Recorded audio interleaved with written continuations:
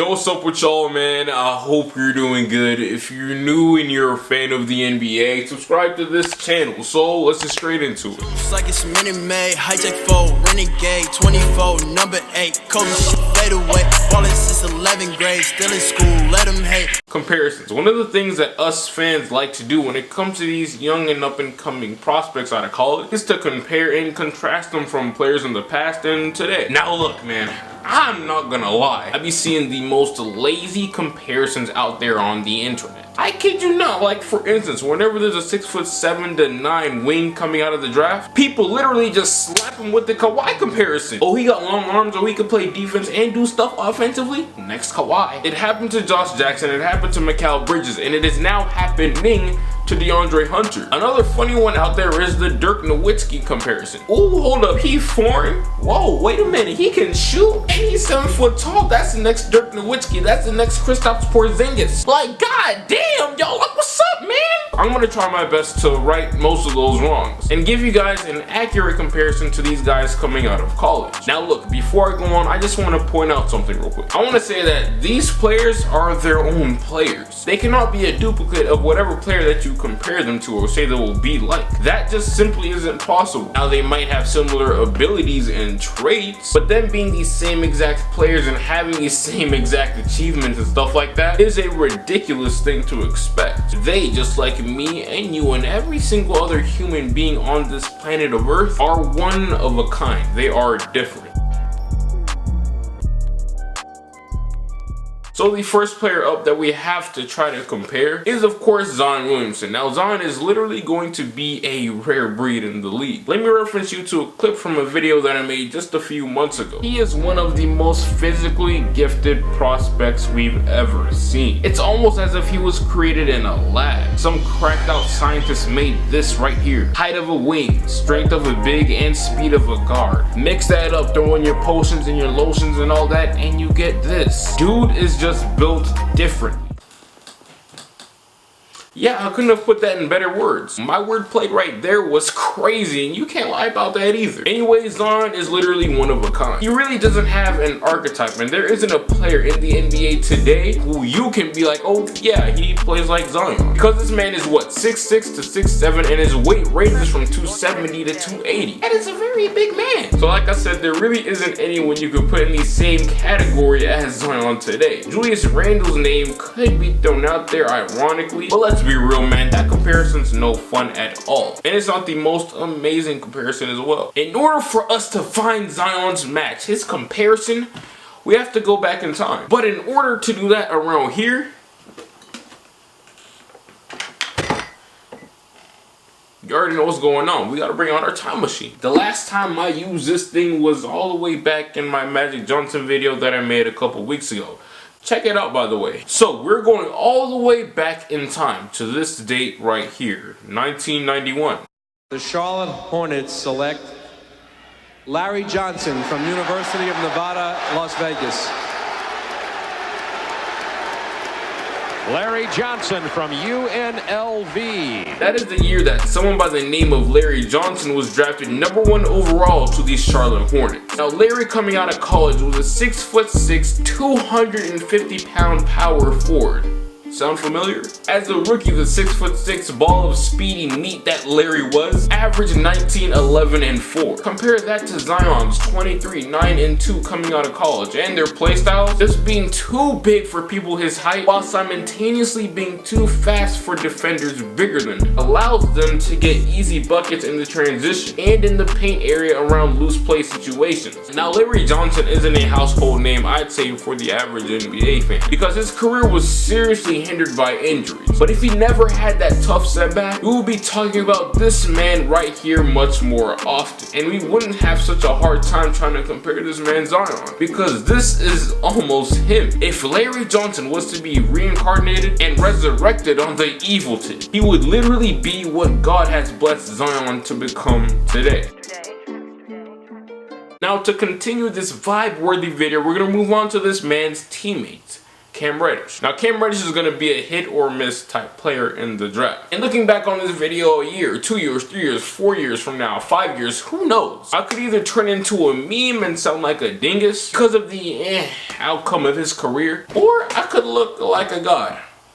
It's just up to him. Today though, or tonight, because I'm not gonna lie, it's like 4 a.m. right now. Leave a like on the video, show me love. I'm really grinding for y'all, man. We are hoping for the best of his career. Cam's size, length, and shot has been glorified, but his creating and potential has been hidden and overshadowed. Now his numbers in college weren't impressive at all, and his efficiency isn't anything to boast about either. The reason why people like me are intrigued by Cam's game is because of his style of play, and while knowing that, paying attention to the direction the NBA is headed into. Guys who have a similar skill set as him can thrive and rise in the league. If Cam was to actually come into his own, I think he could actually compare to Paul George eventually. The size, length, shot, fluidity, and defense is there. Now it's about him being able to give it to defenses while pressure is on you. If he can do that, then he may be a similar player to Paul George after all. The fluidity, again, the coordination and movement is there. It's just the consistency that's missing. And if he can get that together, then this comparison may actually be on the money.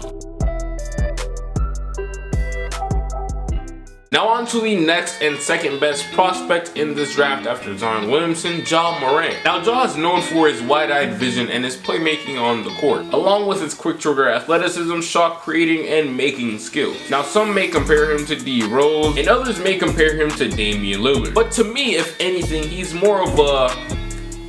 Why do I still have this here, man?